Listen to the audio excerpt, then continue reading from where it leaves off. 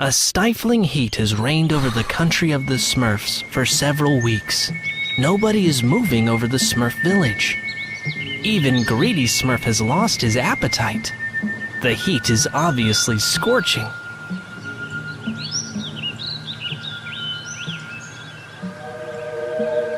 Courageously, Farmer Smurf tries to save his crops. But sadly, water is getting more and more scarce. Brainy Smurf only dreams of one thing: a large glass of Smurfberry juice.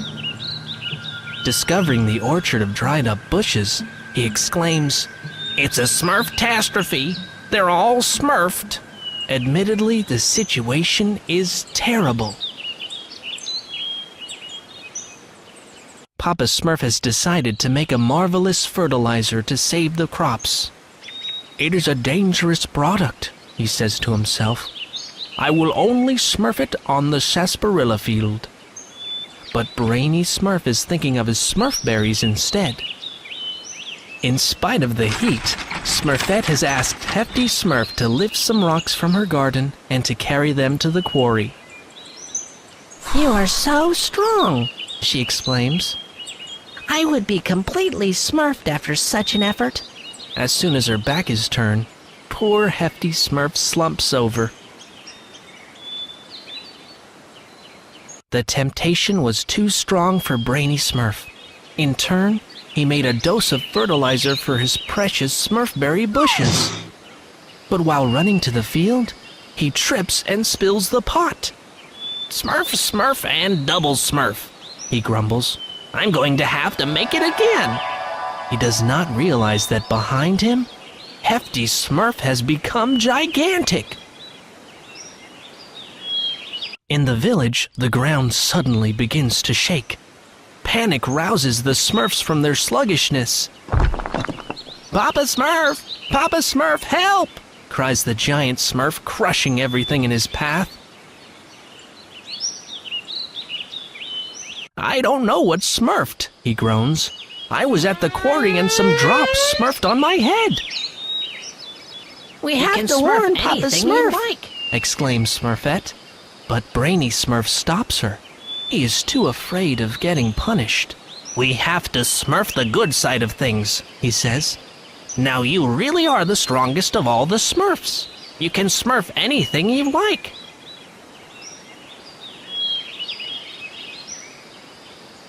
"I know," exclaims Hefty Smurf. "I have always dreamed of smurfing Gargamel a good lesson. I will smurf over to his cottage right now."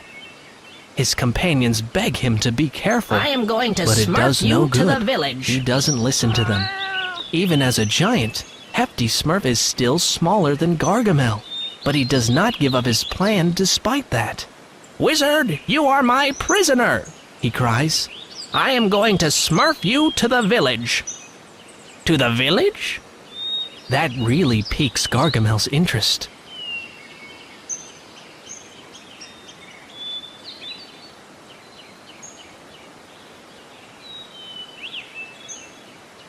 In spite of his efforts, the dreadful wizard has never succeeded in finding the Smurf's village. So he pretends to be very afraid of Hefty Smurf, who puts him into a large sack with Azrael, his cat. With Handy Smurf's help, Papa Smurf has made a catapult to spread the fertilizer over the whole sarsaparilla field. But terrified Smurfs come to interrupt his work. As it was to be expected, Gargamel got out of the sack. He overpowered Hefty Smurf and shut him in the sack in turn. With a sinister laugh, he sets off in pursuit of the Smurfs.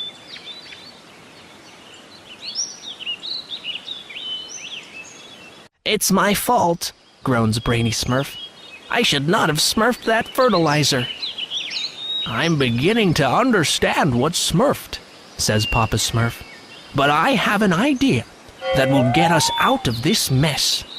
Acting like matadors, the Smurfs draw Azrael the cat toward them. They agitate him so much that he rushes right into a dead tree. Perched in the tree, Papa Smurf sprinkles him with fertilizer.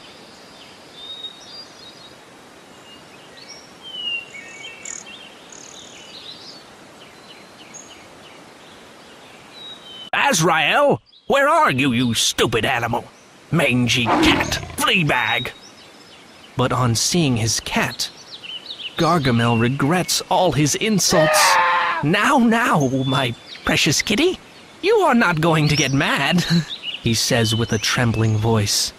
Too late, Azrael decides to take revenge for everything he has put up with. He furiously pursues his master through mountains and valleys.